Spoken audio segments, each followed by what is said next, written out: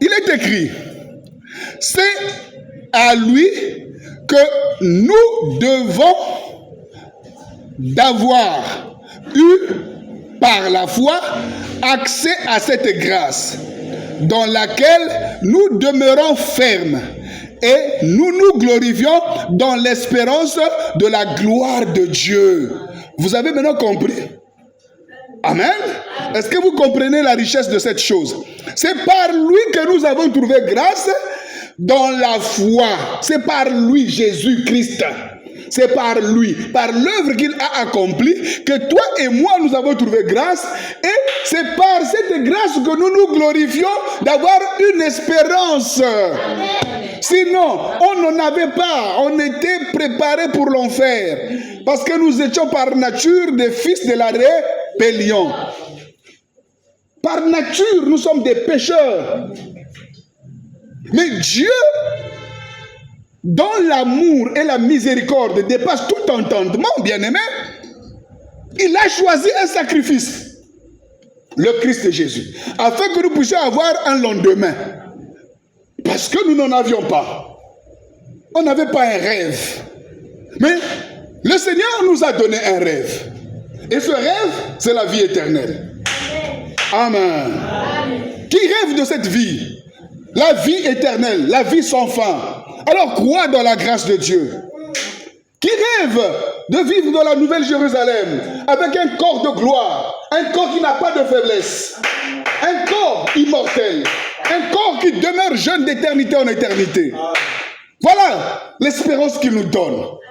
Ce n'est pas dans les biens de ce monde qu'il nous a laissés. Non, il nous donne quelque chose qui est au-delà de l'entendement de l'homme, que l'homme aujourd'hui ne parle même pas dans les églises.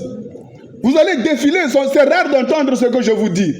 Rien que vous expliquer qu'il vous attend la vie éternelle. Vous qui avez cru au nom du Fils de Dieu, vous avez la vie éternelle.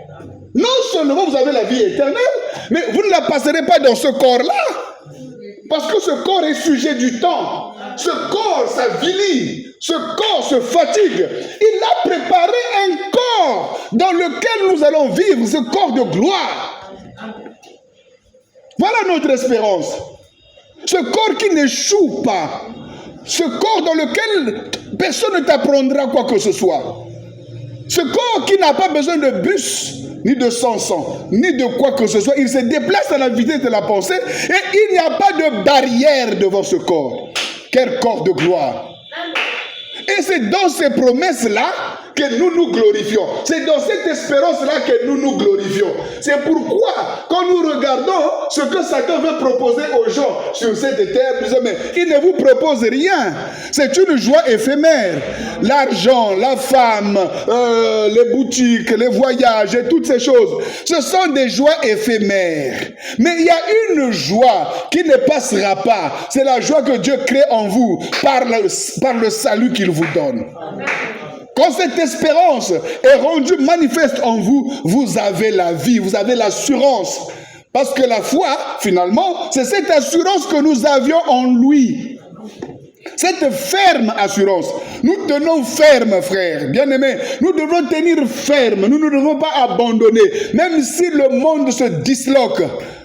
Voyez-vous, même si des catastrophes s'élèvent, même si cela vient dans votre propre famille, même dans votre maison, soyez-en sûrs que le Seigneur Jésus-Christ se lèvera pour vous.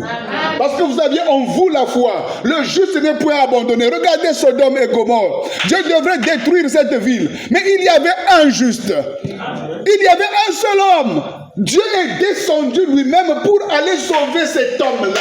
Cet unique homme. Parce que Dieu, lui, il n'est pas injuste.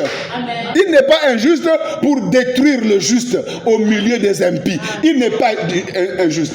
Il n'oublie pas votre œuvre, votre justice. Il n'oublie pas ce que nous faisons. Il descendra pour vous sauver. Quand la catastrophe viendra, Dieu sauvera ses élus. Oui, bien-aimés, c'est l'assurance que nous avons en lui. Regardez au temps de Noé, tout un monde devrait être englouti. Le monde entier devrait être englouti. Mais il y avait un homme juste et intègre. La Bible dit qu'il était juste et intègre. Vous comprenez ça? Noé était juste et intègre. Il avait trouvé quoi? Grâce devant Dieu. Comme toi tu as trouvé grâce. Comme moi j'ai trouvé grâce en Christ. Quand quelqu'un trouve grâce devant Dieu, Dieu ne peut pas l'abandonner. Moïse a dit, si j'ai trouvé grâce devant tes yeux, montre-moi ta gloire. Bien-aimé, Dieu lui a montré sa gloire. Quand tu as trouvé grâce, et nous avons trouvé grâce en Christ. Amen. Nous avons trouvé grâce. Nous pouvons donc nous pavaner dans la joie de notre Seigneur Jésus-Christ. On peut se glorifier de Jésus-Christ. Paul dit, si j'ai à me glorifier, c'est du Seigneur Jésus-Christ que je me glorifie. Je ne vais pas me glorifier de moi parce que je n'ai rien. Je ne vais pas me glorifier de mes parents parce qu'ils n'ont rien. Je ne vais pas me glorifier du pays parce que le pays n'a rien. Je ne vais pas me glorifier de mon assemblée parce que mon assemblée n'a rien. Mais je me glorifie de Jésus-Christ. C'est lui le Seigneur des Seigneurs. C'est lui qui m'a sauvé et qui va sauver quiconque croit en lui. Nous avons la victoire dans le sang. La victoire en Christ Jésus. À la croix, il a tout vaincu. Et il n'y a plus aucune condamnation. Notre espérance est vivante. Bien-aimé, tu vas dire peut-être que si je meurs déjà, mais ce n'est pas un problème si tu meurs. La Bible dit qu'il va ressusciter les morts. Il y a la résurrection. Donc, si, avant que Jésus ne vienne, il te trouve déjà mort, ne t'inquiète pas. Tu ne meurs, tu n'es pas mort. Pour Jésus, tu dors. Vous comprenez ça? Pour Jésus, tu dors. Il a dit, alors réveillez notre frère Lazare. Parce qu'il dort. Amen. Est-ce que vous comprenez? Amen. Mais quand il va le réveiller, il ne l'a pas réveillé au lit. Lazare était dans la tombe. 4 jours déjà, il sautait. Jésus s'est tenu devant la tombe. Amen. Mais avant de se tenir devant la tombe, il a croisé Marthe. Qui voulait dire, mais laissons tomber. Il est mort, ça fait longtemps, on t'avait appelé, tu n'es pas venu. Jésus lui a dit, je t'avais dit que si tu crois, tu verras la gloire de Dieu. Amen. Si tu crois, tu verras la gloire de Dieu. Or, la gloire de Dieu, c'est quoi? C'est la résurrection. Amen. Il a dit à Marie et à Marthe, si quelqu'un vit et croit en moi, il ne mourra point. Et si quelqu'un croit en moi, et s'il meurt, il sera ressuscité d'entre les morts. Bien-aimés, nous croyons dans la résurrection, dans la puissance de la résurrection. Mais ce 4e jour, il s'est tenu devant la tombe de Lazare. Il a crié, Lazare sort. Et Lazare est sorti. Est-ce que vous comprenez? Le temps arrive, frère. Le temps va arriver. Quand même nous sur la poussière nous a mangé, nous a corrompus et tout. Oh, il criera seulement. La Bible dit à la voix de l'archange, au son de la trompette de Dieu, au cri de commandement, les morts en Christ ressusciteront.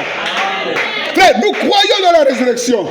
Jésus revient et va ressusciter les saints. C'est pourquoi, frère, il ne faut pas faire des compromis. Mais nous ne laissons pas organiser comme les églises d'aujourd'hui. Ne laissons pas les credos, les dogmes envahir l'assemblée. Veillez les uns sur les autres, frère. C'est le temps favorable pour le salut. C'est le jour du salut, frère.